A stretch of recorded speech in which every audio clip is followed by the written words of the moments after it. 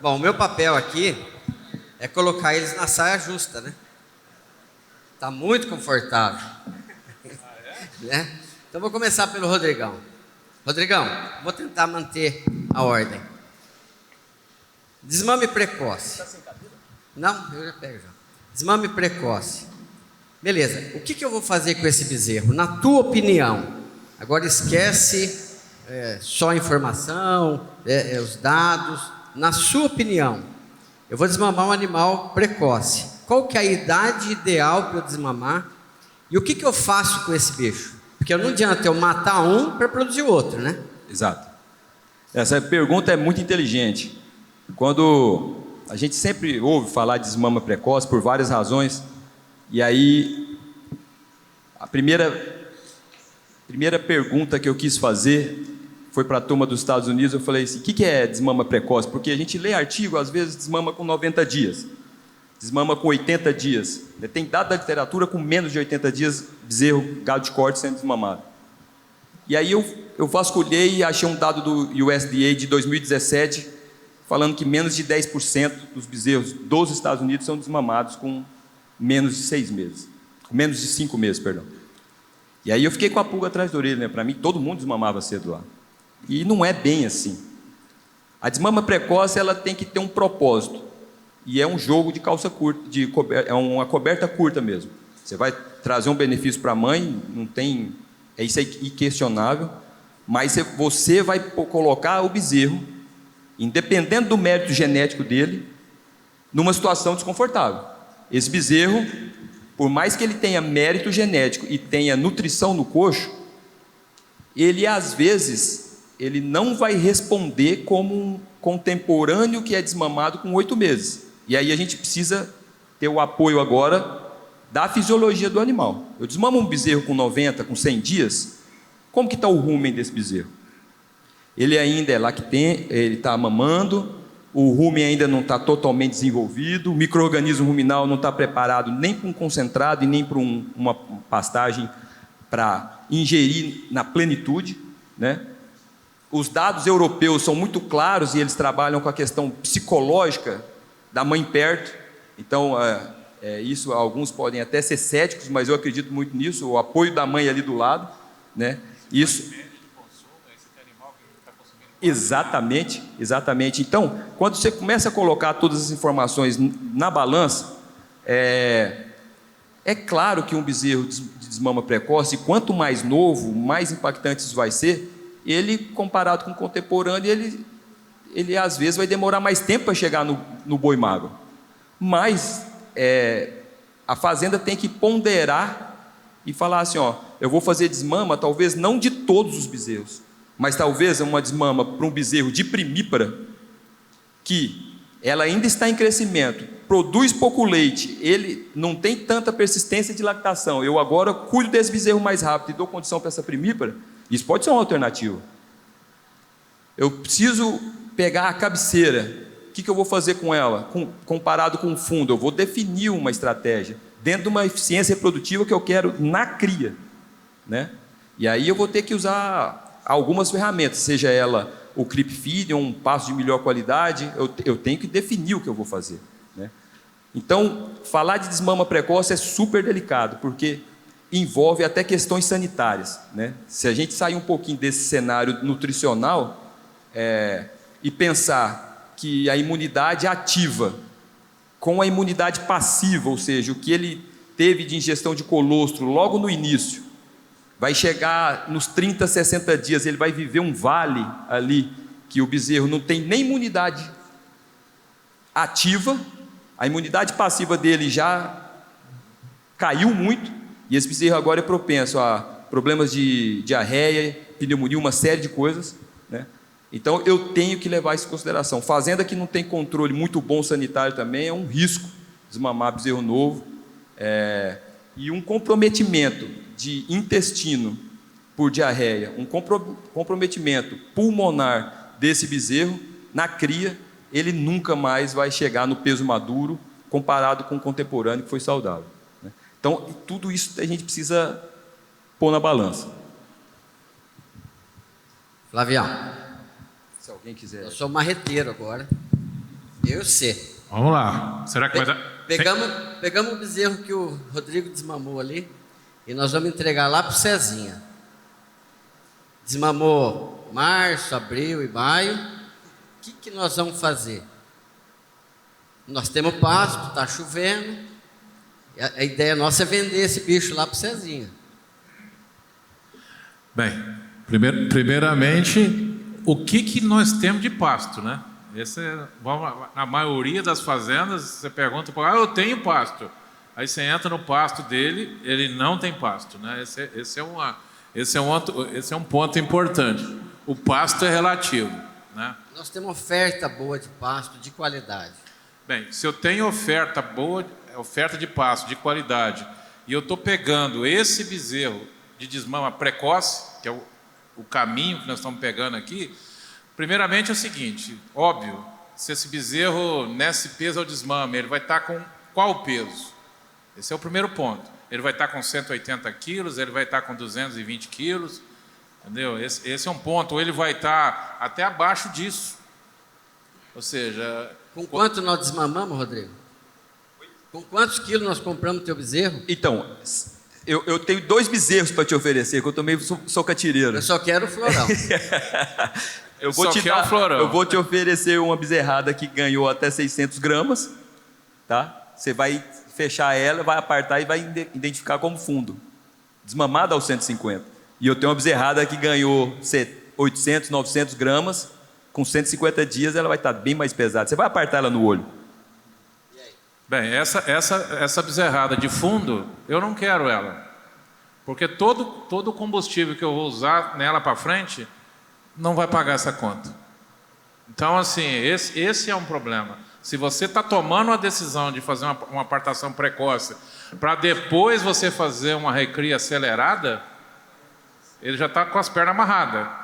E aí eu vou ter um desembolso maior com um GMD relativo mais baixo. Então, esse Só uma observação. Nós pegamos um financiamento e nós temos que pagar ele daqui a 1 ano. E aí mais um problema. O Maurição, rapaz, ele é bom. Então é o seguinte, gente. Se você está nesse negócio aí, tá? Primeiro, vai no bezerro com bula. Então é o seguinte. É isso que eu quero. Então você vai no bezerro com bula. Seguinte, se eu tenho conta para pagar, eu tenho dúvida, a primeira coisa é o seguinte, vai no bezerro florão. E mais do que ir no bezerro florão, porque o que é o bezerro florão? O bezerro que nasceu, um exemplo, lá em agosto, setembro. Legal. E a vaca, que para parir esse bezerro florão, ela perdeu muita condição corporal na gestação, então antes do nascimento do bezerro, eu vou lá ver a condição da vacada durante a gestação. 12% ao ano, eu juro. Aí é o seguinte, essa fazenda lá, eu vou visitar essa fazenda em fevereiro. Eu vou visitar essa fazenda em fevereiro, no final da estação de monta, lá no DG. Eu vou dar uma olhada como é que está a condição corporal da vaca. Parar. Mas eu vou para lá. Eu tenho que pagar 12% ao ano de juro. Entendeu? O que é uma viagem? O que é uma viagem já para o Pará? O Pará é um estado muito bonito. Então, ou seja, eu estou criando relacionamento com o meu fornecedor de bezerro. O banco não quer saber disso, não. Mas eu sei. O banco não quer saber. Mas eu que estou dentro da operação, e se eu estou sendo contratado para entregar resultado, eu tenho que ter uma matéria-prima capaz de entregar resultado. Ô Cezinha, você vai pagar 50% de rendimento ou 53%? 50? Com certeza. Aí é o seguinte, aí são outras contas que eu vou começar a brincar com o Cezinha. Eu vou trabalhar com arroba produzida, eu vou trabalhar com diária. Não, ele vai comprar teu garrote. Não, na verdade, o que eu vou sugerir pro Flavião? Como ele acelerou esse animal dele, né? Falando sério aqui agora, eu vou falar para ele mandar para Boitel com a gente, em vez de vender. Porque ele vai lograr desse resultado todo que ele construiu na recria. E vai colocar essa carcaça antes. Porque se eu for comprar dele, eu vou pagar 50. Então a parceria deixa de ser compra e passa a ser parceria de engorda. Aí Exato. A relação comercial é para cá. Mas ele não quer esse ano parceria, ele quer comprar. Tá com o dinheiro? Tá bom, mas é o seguinte, gente. Agora vamos lá. Essa arroba que eu estou colocando aí nessa recria... Quantos quilos de ração eu estou gastando para produzir essa arroba? Entendeu? Dentro da média nossa lá, 90 quilos de ração por arroba produzida. Ao passo que se eu for lá para a operação dele, e que se eu eventualmente não fizesse isso, eu chegaria com o animal mais leve. Agora eu vou chegar com o meu animal mais pesado, eu posso ter menos tempo de coxo lá na parceria da terminação, ele girar mais gado, e eu fazer agora na minha fazenda duas coisas: garantia de ganho individual e garantia de lotação. Ou seja, é um ponto de equilíbrio entre as duas contas que são importantes: giro de estoque, ganho por área e garantia, obviamente, de equilíbrio de ganho médio. Tá? Se buscar o chácara para dentro dessa operação, quem são os top rentáveis? Tá? São as fazendas que têm maior GMD. Mas, se eu sacrificar muito GMD por excesso de lotação, pode ser que eu não consiga fazer. A lotação trouxe prejuízo para dentro do meu negócio. Então, é uma linha tênue entre ganhar e perder. Nós vamos turbinar, então. Eu não tenho a menor dúvida disso. E aí, ao turbinar, eu vou turbinar quem? Eu vou turbinar quem responde. Eu vou turbinar o bezerro do cedo, tá? E para mim turbinar o bezerro do cedo, obviamente, eu tenho que fazer essa vaca emprenhar mais cedo. E aí, se eu passo agora a olhar como ferramenta, eu posso usar, por exemplo, no desmame, uma avaliação de ultrassom e traçar, através dessa avaliação de ultrassom, 3 caminhos para o meu animal. Um que eu acelero, um que eu possa trabalhar no regime de recria, vamos chamar, um pouco menos acelerada, e aquele outro que eu vou trabalhar, ou na verdade eu não vou trabalhar, eu vou vender. Perfeito. Cabeceira meio fundo. Cezinha. Cabeceira meio fundo. Chegou para você agora a recria minha e do Flavião. Aí nós vendemos para você, tudo bem, vamos aceitar os 50%, mas nós não vamos dar curral, tá? Não falou a hora de pesar, né? Não, mas vamos mandar o pesador lá, né? Não compra nada sem o pesador, né, Felipe? Aí o que você vai fazer com esse bicho que chegou gordinho para você lá? Com rendimento de 52, 53. Isso é interessante. A gente já teve alguns casos que não... Dizer, às vezes de bezerro que nasceu na fazenda, tinha um pouquinho de fêmea lá, alguma coisa, e a gente acabou que ficou com ele lá, e crioulo. Confinamento com o animal crioulo, né? Mas crioulo, nasceu lá. E a gente sabe que a curva dele de resposta é diferente. O Flávio falou, não adianta você esperar um ganho quando você isola a fase de terminação maior. Só quando você olha para a métrica de carcaça, principalmente quando você olha para a métrica de eficiência, eu acho que muda a conta, né? Porque eu cansei de ver ganho de carcaça de 1.300 ser pior do que ganho de carcaça de 1 quilo. Por quê? O tanto que comeu para fazer aquele compensatório, o Flavião está aqui, pode dar aula, para refazer vísceras, fígado, intestino, coração e etc., não compensou. Então o confinamento também tem que ter essa noção de olhar a conversão alimentar e quantas arrobas você produziu ali, porque se você olhar também só para o ganho, que esse animal recriado vai ser menor, você pode estar cometendo um equívoco também. Eu queria só mais um detalhe nesse ponto para esse tipo de animal. Tá? Ele é muito jovem, ele fez uma bariátrica na recria, então ele chega com volume ruminal menor lá no confinamento. Então você tem que pensar no perfil da dieta que você está oferecendo para esse animal, ou seja, o que tipo de adensamento você está oferecendo. E tudo isso que o Cezinha falou aí, para esse padrão de animal, é mais em cima ainda. Entendeu? Então, gastar com ingrediente, comprar ingrediente ruim para esse perfil de animal, usa esse ingrediente para outro tipo de categoria animal.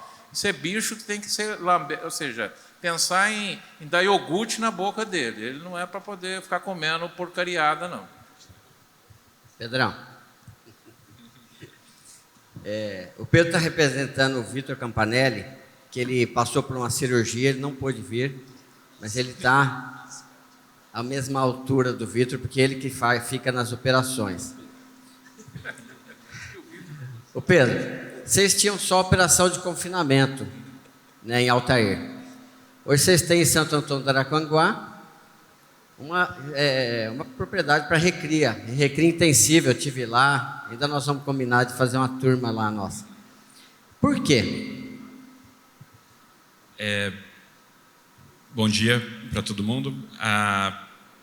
a propriedade que o Maurício está falando é de Pasto, perto da 200 quilômetros daqui, perto de Auriflama.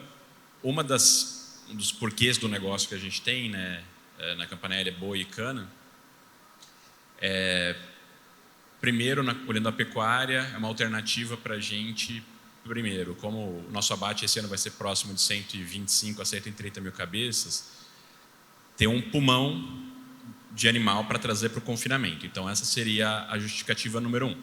Só que é um pulmão que a gente quer ganhar dinheiro em cima dele, ou seja, não é só um entulhado de boi que vai ficar lá consumindo e não ganhando peso e gastando dinheiro, né? Só aumentando o nosso custo de estoque.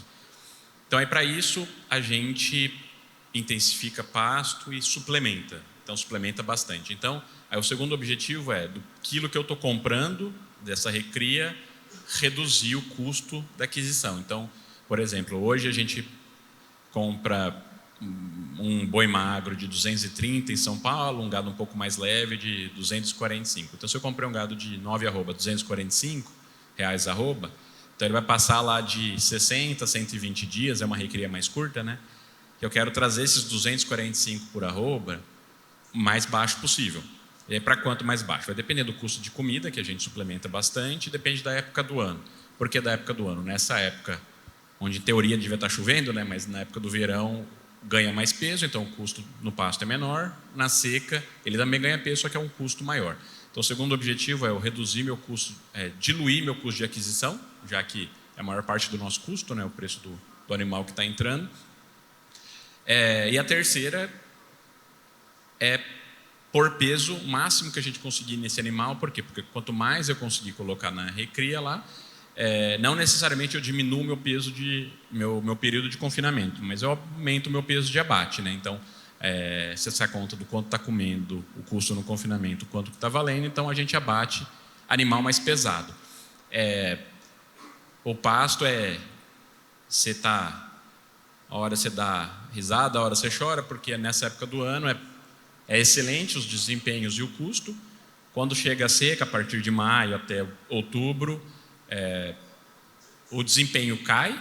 Ainda é bom no nosso caso, porque, de novo, bastante suplemento, bastante suplementação de ração que a gente faz nessa recria, mas com custo muito maior. Então, ou seja, continua sendo viável, porém, dando muito menos risada, né? Então, assim, a título de curiosidade, a partir de 315 quilos, a gente começa a dar a ração à vontade, mediante a disponibilidade de pasto. À vontade. À vontade. Qual que é o consumo? Nessa época do ano que você tem muita oferta de forragem, folha e tal, vai comer na média 1,2 do peso vivo. E aí, quanto que ganha? A conta de orelha aí, né? Se ele comer 1,2, vai ganhar 1,2, 1,3 kg por dia. Mais ou menos isso no verão, esse animal de 360 quilos na média. Aí no inverno ele come mais, porque já tem menos folha, tem menos oferta, ele parte para 1,5, só que com ganho de 1 kg. Ou seja, então ele come mais e ganha menos. Então essa conta ainda é viável, mas ela é muito menos atrativa do que no verão, né? Então é mais ou menos esses os números que a gente tem. Então, assim, agora, resultado bom, custo bom. Na seca, caiu o resultado com custo um pouco maior, mas ainda é mais viável do que se eu comprar e colocar direto no confinamento. Não que a gente não compre e coloque direto, a gente faz, até porque a gente não consegue passar tudo por essa recria, mas esse é um pouco do nosso sistema, né? E comendo a RIP aí que o Flavião mostrou, né? Bastante ração até chegar aos 420 quilos. Só uma dúvida, Pedro. As fazendas têm caixas diferentes, né? E quando vocês transferem, eu não estou querendo sacanear agora mais não. Quando você transfere da Primavera para Santa Rosa, você transfere no 50%, 51%, 52%? Como que vocês fazem esse... A gente, então, esse boi, né, então provavelmente que ficou 100 dias lá comendo 5 kg por dia, o Flávio já mostrou, então vai ter um rendimento do ganho melhor, né? Então ele não morre com 50%. Qual que é a nossa abordagem? Os 50% de entrada para o nosso controle, ele é um número gerencial, porque eu não sou pesquisador, então não estou interessado na fisiologia do boi como o Flávio está. Então, todo mundo entra com 50%, porque daí eu mantenho o mesmo parâmetro por todo boi que entra. Como que a gente diferencia, Maurício, para saber se está valendo a pena ou não? Eu segmento o rebanho, o boi que comeu ração, o boi que não comeu. Então eu tenho os rebanhos, então lá no final a gente vê o desempenho e obviamente que a predição de desempenho e expectativa para um boi que veio da fazenda nossa de recria é uma, o boi que chegou direto, viajado do Pará e está já com 14 arrobas, é um outro tipo de boi, é um outro, mas todo mundo entra com 50 para facilitar a matemática do negócio, mas a gente diferencia depois por rebanho. Então a gente tem um rebanho compra, que é o que entrou direto, e tem um rebanho recriado. Então a gente consegue no final apartar quanto que está dando se está dando... mas aí também gerencialmente, então a gente apura todo o resultado na engorda, lá na terminação. O nosso driver na recria, estou produzindo uma arroba mais barata do que eu compraria, esse é um dos nossos nortes, né? A partir do momento que está mais cara do que eu compraria, a gente compra mais do que recria. Tá certo, Flávio? Não sei se eu falei muito bobo. Sim, e mais ainda, né? Nós estamos trocando o dinheiro do bolso esquerdo por dinheiro do bolso direito, né? Então, esse é um ponto que ajuda bastante.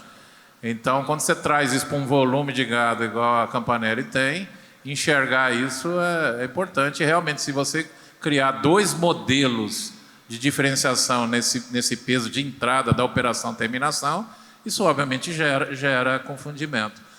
Um ponto a ser ressaltado nisso que o Pedro falou, que os animais, a partir do momento que avança o período seco, obviamente ele vai comer mais ração, isso é óbvio, né, é fato, mas existe uma coisa também, que esse animal, ao ser pesado nessa fase lá de maio, junho, julho, entrando para a operação confinamento, esse é um animal que tem necessariamente uma proporção relativa de comida dentro dele maior, porque esse efeito da ração na taxa de passagem é maior.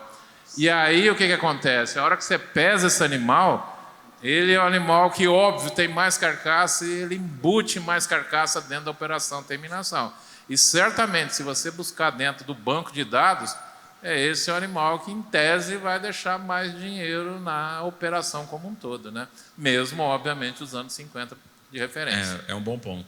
E pesagem de boi, a gente, enfim, é algo...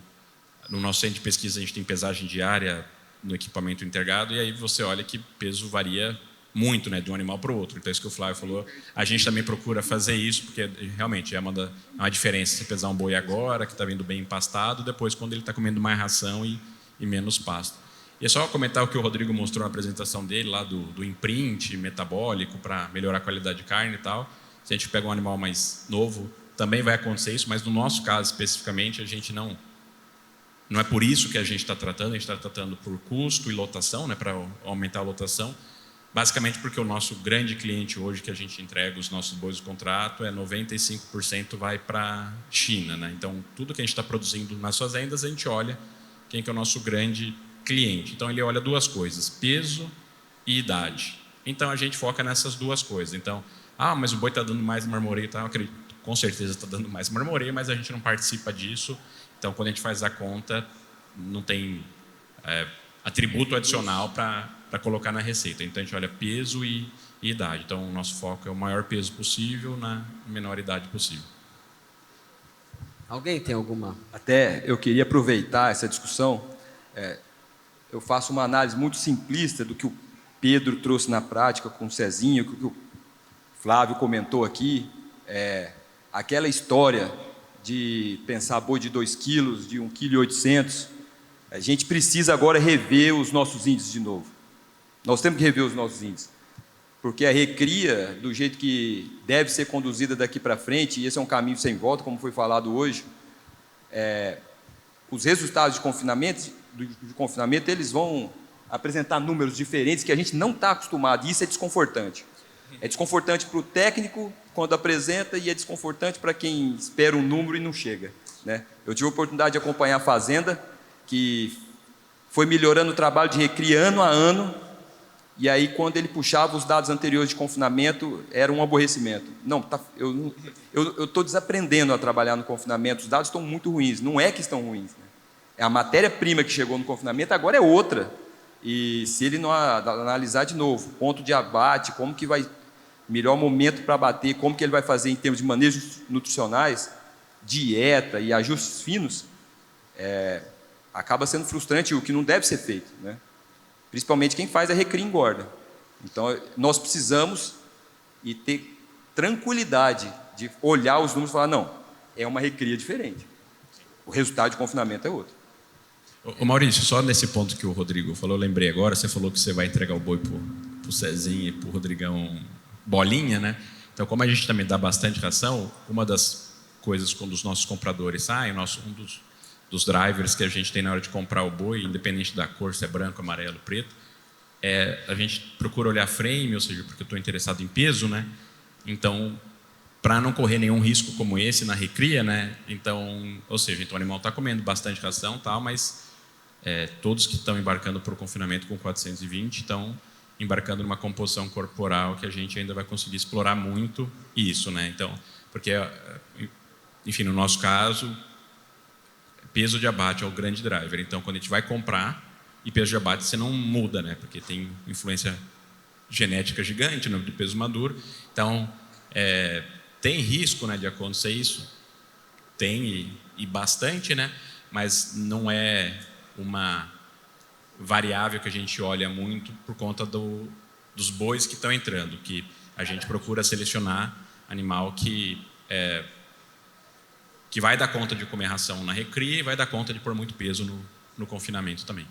Só aproveitar no gancho que o Pedro falou, Maurício, uma colocação e depois uma pergunta até para ele. Porque é diferente do que ele falou, o boi entrando com 11% de gordura composta corporal é uma coisa, se ele estiver entrando com 15% é outra. Pedro, e até uma pergunta de curiosidade mesmo. Vocês viram a diferença? A turma lá do confinamento teve que mudar um pouco o manejo de coxo, eu digo em termos de puxar na hora que chega esse animal que vem recriado, e se vocês já estão pulando uma dieta, já não faz ADAP lá, como que ficou essa questão? Boa pergunta. Por que a gente... Só para dar mais fácil, para mais difícil depois. Por que a gente não pula uma dieta de adaptação para esses bois que já vem comendo? Porque a gente processa todo dia no nosso confinamento de 600 a 800 bois. Aí eu não consigo, a palavra é falta de organização, né? Eu não consigo me organizar certinho para só um dia receber só boi que já comeu. Então, porque daí para formar lote, para misturar, então não vou... Porque às vezes tem lote que já comeu, não precisaria na adaptação. O resumo da ópera, por que não faz, então? Porque a gente não é organizado o suficiente para apartar só quem já comeu e cortar uma dieta. O próximo experimento que a gente vai rodar, na verdade, a gente quer partir para isso e um dos tratamentos vai ser esse. Então, a gente vai cortar uma fase, né, para já tocar direto, né? Esse é um. E da outra, do que se perguntou do manejo de coxo, quando o animal entra, né? Então, enfim, tem diversos manejos, você estabelece uma porcentagem do peso vivo, X, para começar. Então, sim, esses animais que já vêm comendo,